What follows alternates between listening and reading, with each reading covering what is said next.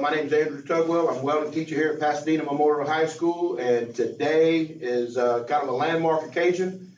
This welding program started about a year ago, and we had a occasion recently to have one of our young and upcoming welders, Gentry Perez, participate in a Texas High School Welding Series welding competition, where he became the first welder in our program to receive a real deal welding certification. So I'd like to present Gentry Perez with his Texas High School Welding Series D1.1 in the position of 3G SMAW, which stands for Shielded Metal Arc Welding.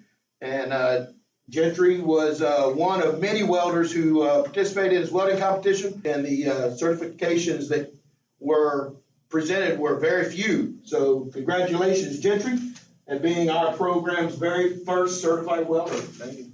There you go.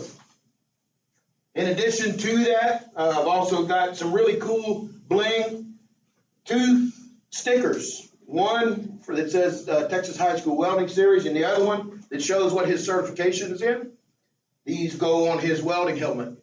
There you go. Congratulations. Thank you very much, Gentry.